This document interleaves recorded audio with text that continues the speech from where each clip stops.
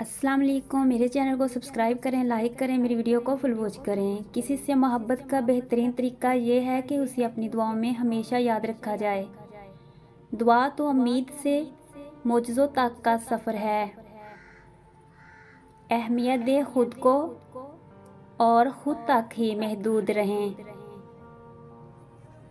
बेकार है हर तलक जिसमें एहसास ना हो। जब यकीन टूटता है तो सबसे पहले ज़बान खामोश होती है। ज़िंदगी थका देने वाली चीज़ है और जब तुम थक जाओ तो अपने रब को याद कर लो, क्योंकि सुकून तो सिर्फ़ अल्लाह के ज़िक्र में है।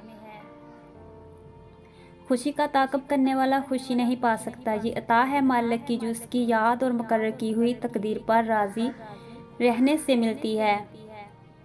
ज़िंदगी एक ऐसी किताब है जिसके हर सफ़े पर मुख्तलिफ पल बिखरे होते हैं। रिश्ते फूलों की तरह होते हैं, अगर तवज्जो ना दी जाए तो मुरझा जाते हैं।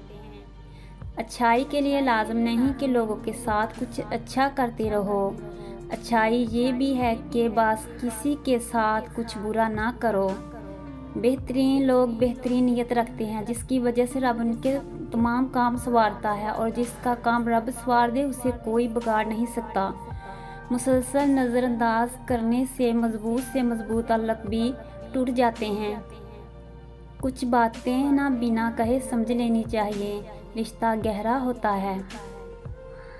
लोग सही कहते हैं, रिश्ता सबसे रखो पर उम्मीद किसी से भी नहीं रखो। खुद को भी महसूस कर लिया करें, रौनकें खुद से भी हुआ करती हैं। लोग वही खूबसूरत होते हैं जिनसे बात करके दिल हल्का और पुरसुकून हो जाए। मेरी चुप मेरी हार नहीं है, मेरा सब्र मेरी वो ताकत है जो मेरे अल्लाह को बहुत पसंद है। वो तुम्हारी हर चाहत को बहुत जल्द पूरा करने वाला है। दुनिया का सबसे खूबसूरत पौधा मोहब्बत का होता है, जो ज़मीन में नहीं बल्कि दिलों में उगता है।